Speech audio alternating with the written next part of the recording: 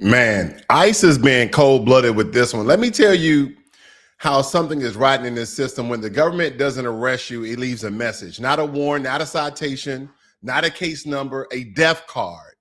Because ICE is now doing whatever the hell they want to do. Now, I'm not against ICE, by the way. I believe that they're doing their operations, but it's the way that you go about your operations. They are leaving a Ace of Spades card, which is known as a death card. They've been using this tactic back in the 101 Airborne Division back in Vietnam. They left these cards inside of vehicles after ICE detained people in Colorado. Not a spooky quote, not a cryptic symbol, a clean, bold label like it's a business card from the underworld.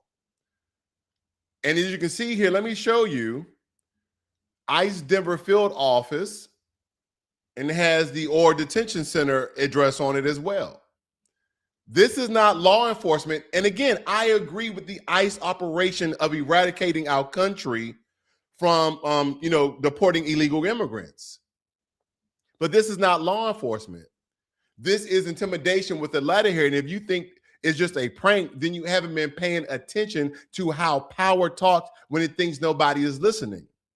And here is really what's on record from the local reporting and community verification that I've read, that ICE has detained people in Eagle County, part of the Western Slope there in Colorado, with reports that many arrests were tied to traffic stops, and at least one detention happened near a bus stop. And a local immigrant advocacy organization, Voces Unidas, says that non-Latino community members were detained, and family members later found later found aces of spades inside abandoned vehicles. And these were kind of like calling cards back in the Vietnam War. They used to put these cards on unalive Viet Cong members, used as a PsyOps to scare other Viet Cong away. And on these cards, as you can see right here, they printed the address of the ICE field office and the Aurora detention facility information. So ICE through DHS said it is unequivocally condemning this, and that the incident and the ICE Office of Professional Responsibility would investigate this. So we're not dealing with the internet rumors and ghost stories now. We know that ICE have already unalived 3 people on record. 2 were on-duty ICE agent. 1 was off-duty ICE agent. 2 were white people. 1 was a black man who was shooting up celebratory shots in the air by an off-duty ICE agent. So we're dealing with an intimidation symbol physically placed and now serious enough to trigger official review. And a lot of people may ask, why does this card matter? Because this card right here has a history, and history doesn't whisper. History kicks the door in very largely. The Ace of Spades didn't become the death card on TikTok. It's been used in war culture. And we kind of learned about this when I was in the military. It was kind of like one of those stories with, the 101 Airborne guys used to do back in the Vietnam War to scare off the Viet Cong.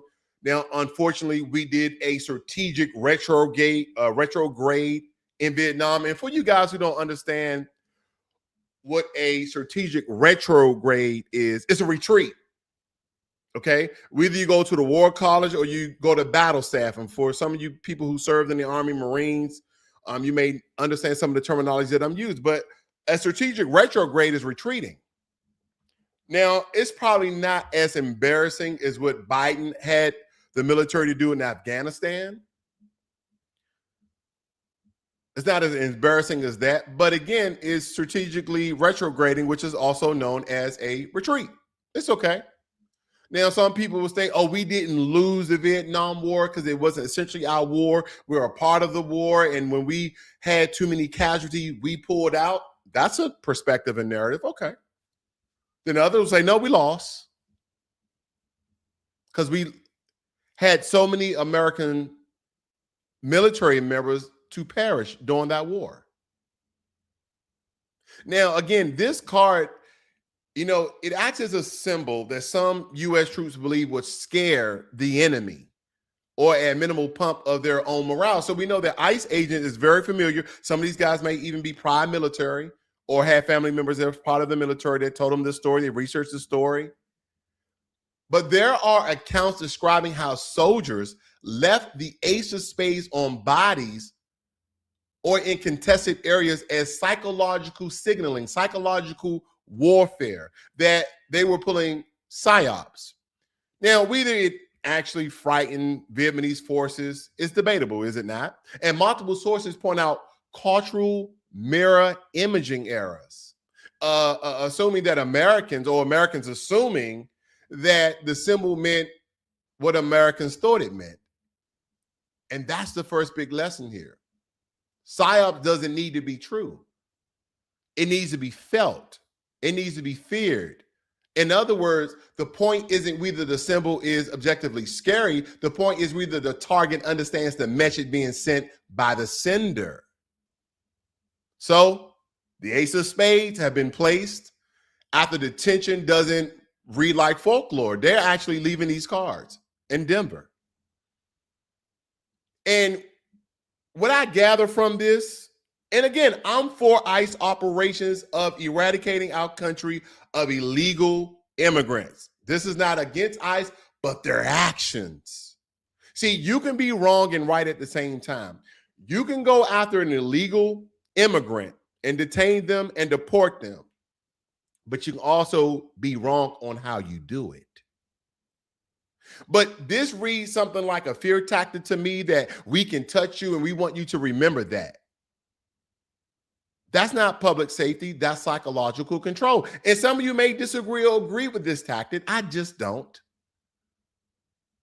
Because in the US, symbols have always been part of enforcement. Sometimes it's a badge. Sometimes it's a baton.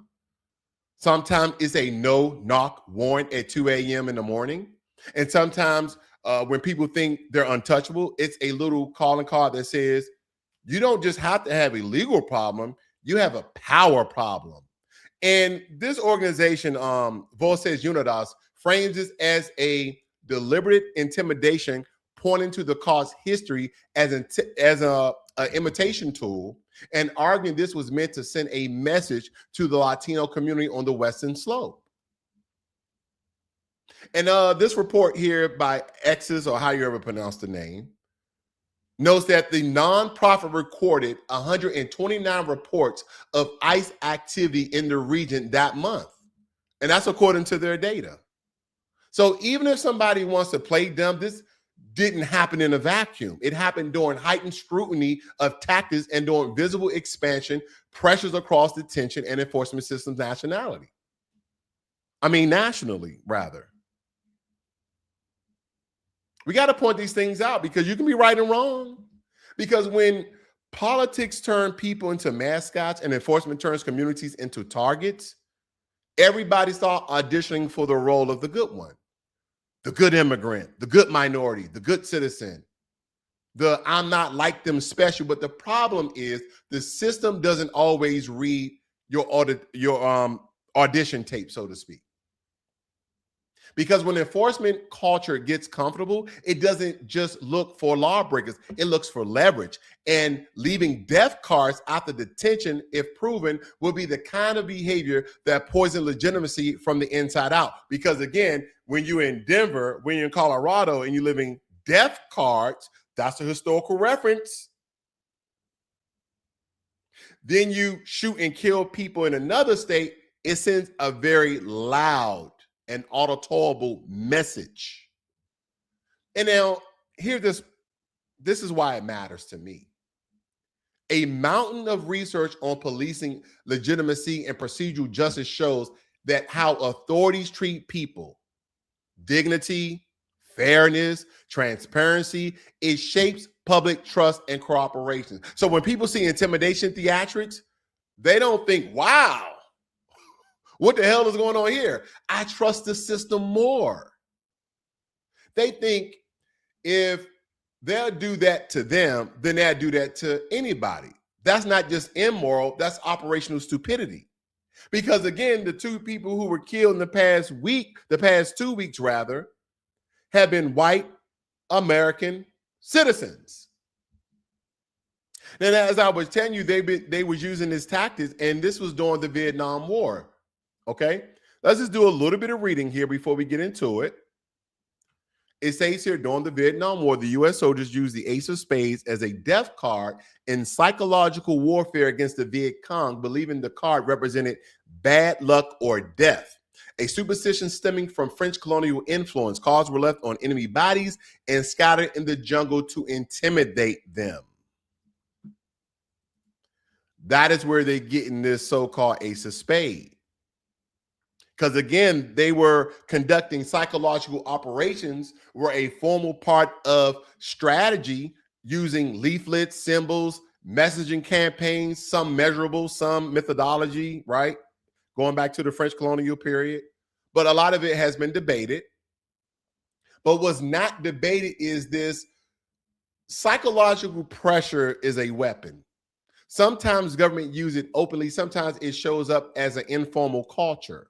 Sometimes it's a few bad actors testing the boundaries. And whether this was a rogue stunt or something deeper, maybe it was one or two ICE agents, because that's what people say. It wasn't all ICE agent. Of course it wasn't. It just happened there in Denver. But if this had been overlooked, just like anything else in government, anything else in law enforcement, it was spread across the nation. And the public question is the same. Who authorized this message? Who benefits from fear? And what does it say about the culture when somebody thought that this was okay? Let's be clear. Nobody should be threatening or targeting federal agents. Do not get me wrong. We should not be getting involved. We should not be threatening federal agents, period. But that road is gasoline and matches, in my opinion. But also, if authorities are using intimidation symbols against communities, that's not tough, because again, I know there's this borderline, sort of fragile line that we look at. Oh, well, they're going after illegals, but American citizens are getting killed too, where they're involving themselves in ICE operations, but now they're applying psychological warfare on people. So now, even though American citizens should not be involved in ICE operations, in my opinion, they have the right to protest, they have the right to freedom of speech, they have the right to all that, but impeding ICE from doing their duties, responsibilities, you should not be involved. Protecting illegal immigrants inside the country, in my opinion, should not be involved. But should law enforcement use Vietnam psychological war tactics to scare people, knowing the resemblance in the representation of these Ace of Spades cards? This is not tough. This is abuse wearing a uniform.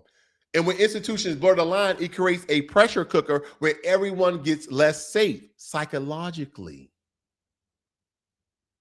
That's why investigation into these certain acts matters.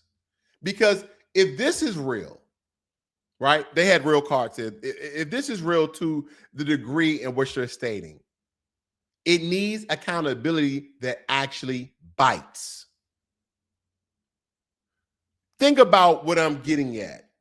And I'm not stating that ICE is operating outside of their jurisdiction or they're operating fully inside of this jurisdiction, but you already have your face covered. And the only people know who you are other ICE agents, other Border Patrol agents, other DEA agents, other FBI agents have been deputized to be ICE agents. They're the only ones who know your identity. Now you're leaving death cards where people you have detained to scare other immigrants possibly. But at the same time, the staunch nuance and the contradiction of the hypocrisy, when I see American citizens get killed and then you're leaving death cards of illegal immigrants, well, who's safe? Colorado's primary ICE detention hub is the Aurora contract facility, often discussed as having capacity around 1,500 people there, operating via private contracting. And the private contracting frameworks that have long attracted controversy around conditions and oversight.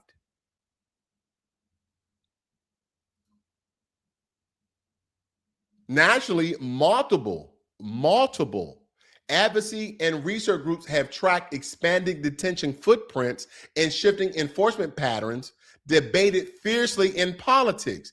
Now, yes, but some of these are measurable in infrastructure growth and detention usage. So again, this death card story is not a random urban legend. It's landing inside a bigger moment where power is being used loudly and communities are reporting heightened activity. Now, here's my opinion very sharply. And for some of you who've been here for a while, probably unpopular. Because when America can't defend a policy, when it can't defend a policy, it starts performing authority. And when it can't justify a tactic, it starts outsourcing the message to symbols and fear. This Ace of Spades isn't just a card, it's the oldest language of dominance. We were here, we touched your life, and we want you to remember who did it. ICE did it. Again, I'm not anti-ICE, but I can be anti-ICE theatrics. I can be anti-ICE psychological warfare, can I not? You can be right and wrong at the same time. Now, we don't take this seriously. Again, if they're not going to do investigations, if they're not going to condemn these actions, then as I stated before, this will be normalized nationally. We will normalize the idea that intimidation is a feature and not a bug. Because when I'm reading this story here, right? I'm gonna blow this up as large as I can for you guys. In Vietnam, the Ace of Spades death card was thought by some to put a scare into the superstitious enemy and were left behind on dead enemy bodies after a firefight.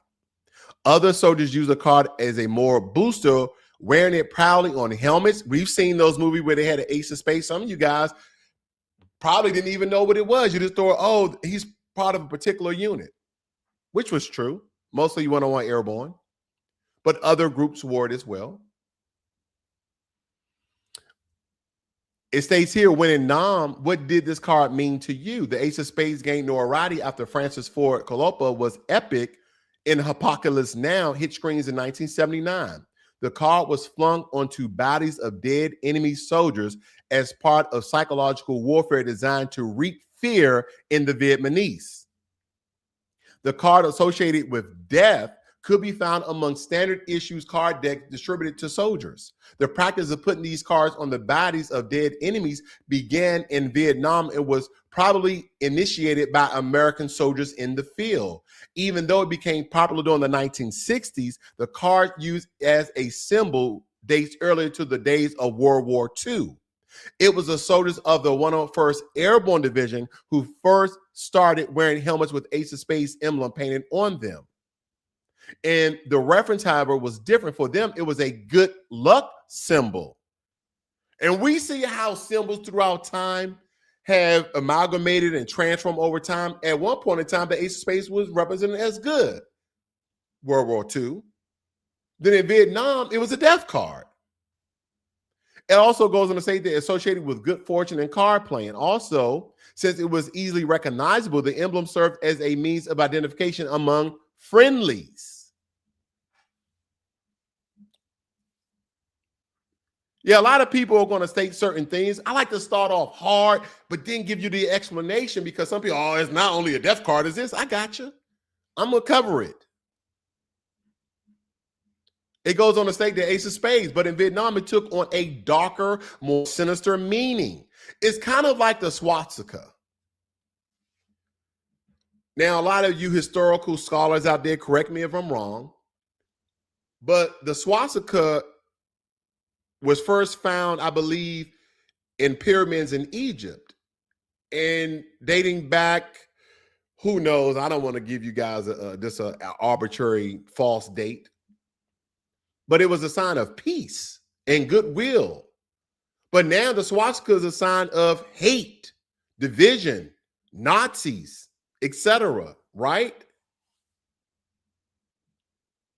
Now, here's a part I want you to sit with for a second.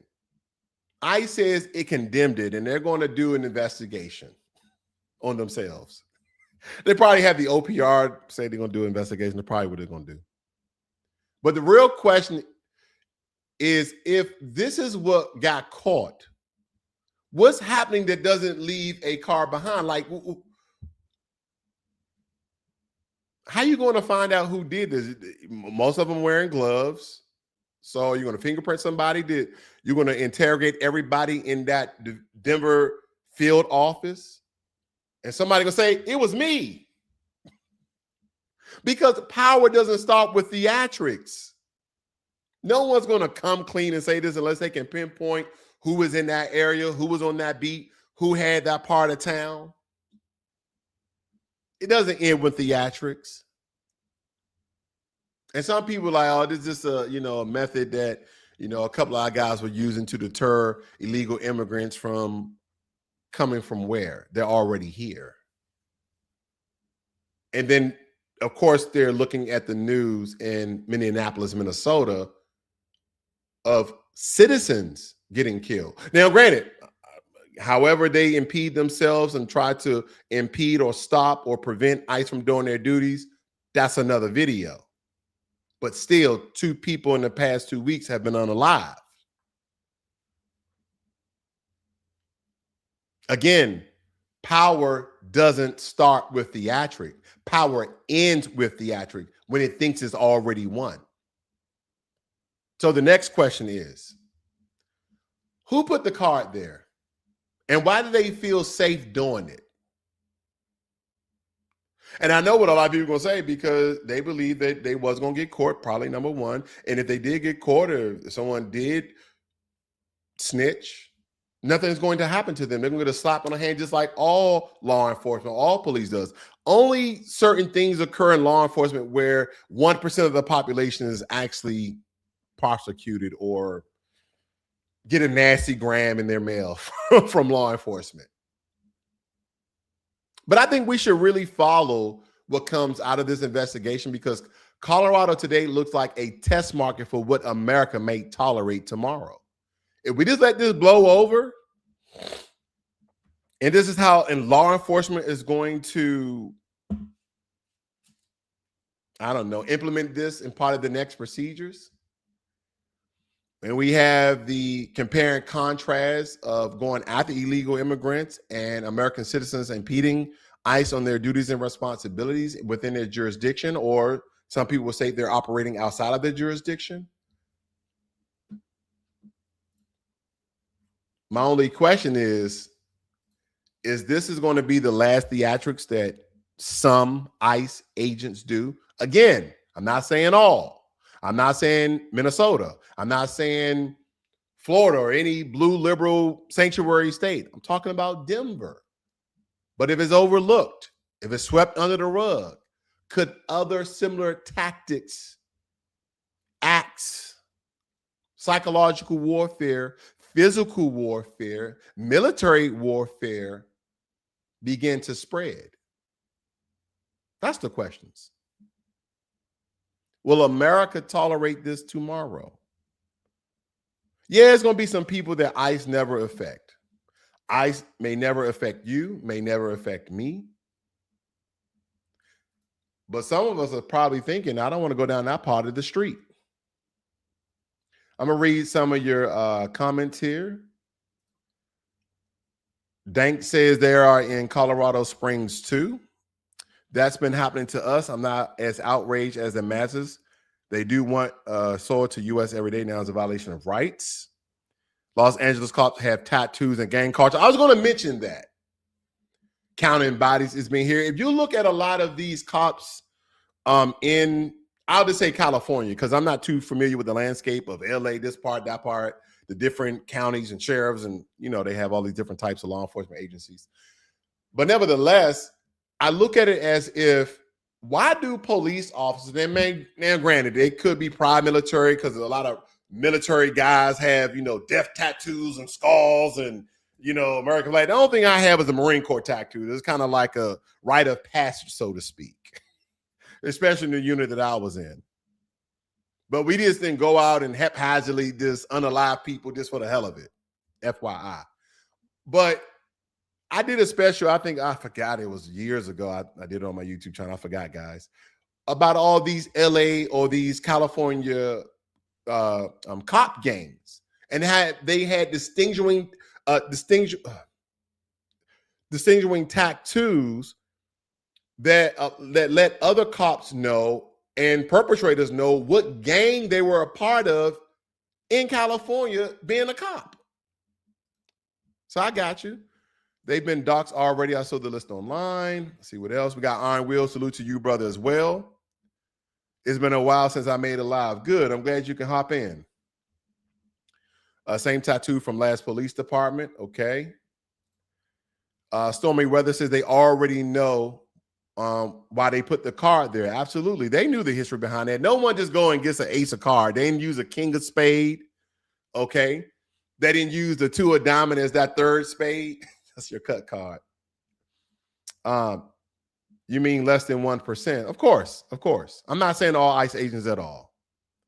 I'm not fighting for them. But again, I think we really need to call out hypocrisy when we see it. Okay. Given the times that we're living in, whether you agree or disagree with President Trump's, his administration and the tactics and strategies they're using with ICE and Border Patrol and DEA and FBI and all the 3- and 4-letter federal agencies that he have deputized to be Customs and Border agents, as well as ICE agents to go and apprehend and detain and deport illegal immigrants. Again, illegal immigrants should not be in the country. Got it. All for it. But when you come across information like this, it should be headline news. And in my opinion, as an American citizen, we should really be speaking out against stuff like this. Because again, things can get nationally worse if we continue like, well, they should never be in the country again. They should be scared. Yeah, they should not be in the country. They should be scared on their own cognizance, but not because they're referencing a death card and we see ICE agents already kill people. And then the American citizen like, wait a minute, they putting death cards out. Now, some of you may not even make the connection. You may not even connect those data points. I understand. But there is a compare and contrast here, and I'm just pointing it out. You guys have a great, wonderful day. This is Blacklogic.